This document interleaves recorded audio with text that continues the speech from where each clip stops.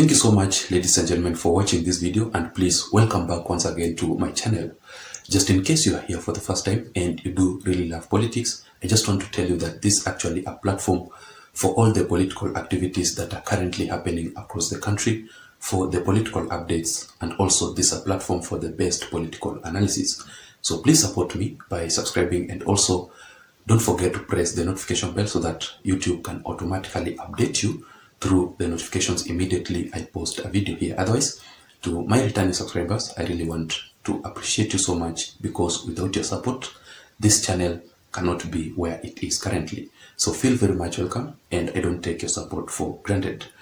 Let us go straight into our analysis for today. And in this video, ladies and gentlemen, I just want us to talk about Raila Odinga's anti-Ruto demonstrations in Kiambu County yesterday, what really transpired based on my observations and facts. So yesterday, Raila Odinga, together with the Azimio La Umoja Alliance Brigade, traversed several towns in Kiambu County in their sustained call for mass actions and anti-Ruto demonstrations. But I'm sure that Raila Odinga learned a major political lesson, and I don't think if he will continue with his anti-Ruto demonstrations in the entire Mount Kenya region. First of all, let's talk about what happened in Githurai. You know, Raila Odinga began his rallies or his anti-Ruto demonstrations in Ruaka. Then he was to he winded up his rally in Githurai. But the preparations in Githurai to receive Raila Odinga massively ended up in vain. First of all, let's talk about the rowdy youths, or the angry, hostile youths, who came and destroyed everything. First of all, they destroyed the podium, which Raila Odinga should have used. They scattered the seats there during that event, and also they dismantled everything. Even I'm told that Raila Odinga had decided to cancel that event, but eventually, after some consultations with the security, Raila Odinga had to proceed later on in the evening with that rally. Even though the turnout was not very good, it was very much poor because what had really transpired earlier on. But according to Raila Odinga's chief of information by the name Philip Etale, said that those were actually the hired goons from the politicians allied to the Kenya Kwanza Alliance, who wanted to destroy or to disrupt Raila Odinga's rally in the larger Mount Kenya region. Raila Odinga's rally yesterday in Kiambu County was his third in the larger Mount Kenya region. Remember, it started in Githurai just another day back. Then just before yesterday, the day before yesterday, on Thursday, Raila Odinga was in Nakuru County, which is part of the larger Mount Kenya region. Then yesterday, he was actually in Kiambu County. So that is what happened in Githurai. Also yesterday, one thing that I noticed yesterday, ladies and gentlemen, and I got even information, Raila Odinga had to pay some residents in the larger Kiambu County during his rally, which I want to show you on the video, so that people can attend that rally, because Raila Odinga feared the low turnout during his event. Let's talk about, I just want you to look at this video here very briefly, and I want you to focus mainly on these people here. Immediately Raila Odinga arrives, I just want you to look at the guys there who are running towards Raila Odinga's arrival, and those guys who are carrying out the banners. Those were actually the people who were hired by Raila Odinga's allies to attend Raila Odinga's event in the larger Kiambu County. So just look at this video very closely, then we proceed.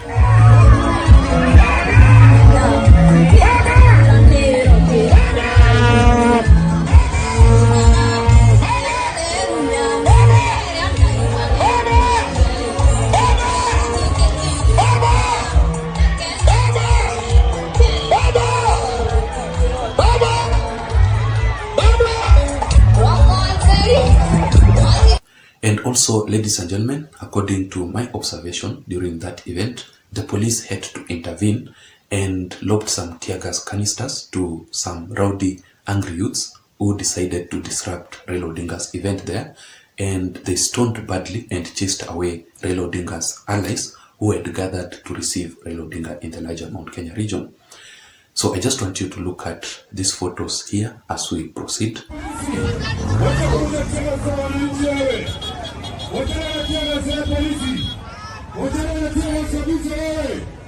Hii mkutano ni amani. Hii mkutano ni amani wewe. Watakuleta mfano kwa mkutano. Hii mkutano si kufurugu. Tunakuomba tafadhali. Wewe polisi umetumwa hapa kufuruga hii mkutano. Sisi ni watu wa amani. Hii mkutano ni amani. Hatutaki furugu sisi. Tafadhali. Enda na yote yanasema mbali sana.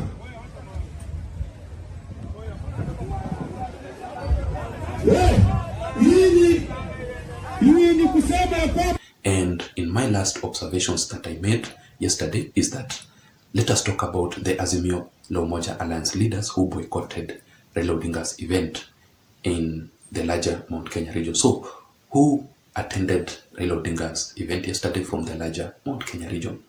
Raila Odinga ended up being received by a few Mount Kenya leaders allied to the Azimio La Umoja Alliance. And the political bigwigs who were noticeable during that event were people like the Jubilee Party Secretary General, Jeremiah Kioni, and Martha Karua. Those are the only Mount Kenya leaders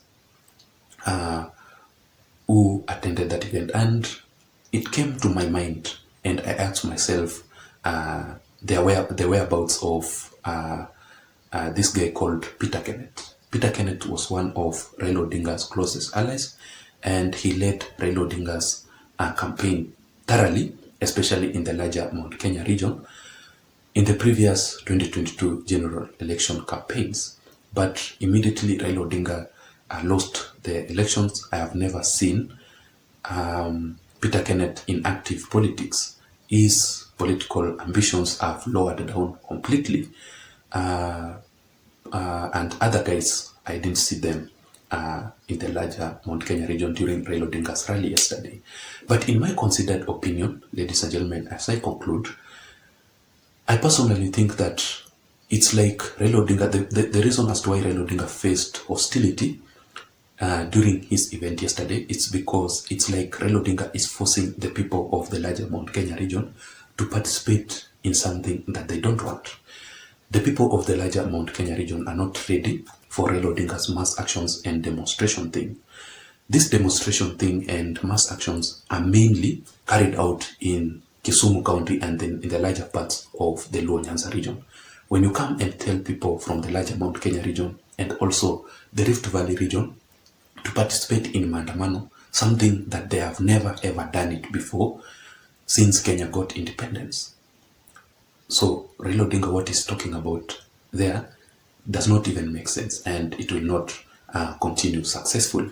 Majority of the people in the larger Mount Kenya region are very much ready to talk about businesses, to talk about political interest, and they are not ready for you to bring them the idea and the agenda to kick out President William Ruto from office, which they woke up very early and they voted for UDA and William Ruto thoroughly in the larger Mount Kenya region. Then you come up with your own ideas to try and convince them to participate in your anti-Ruto demonstrations.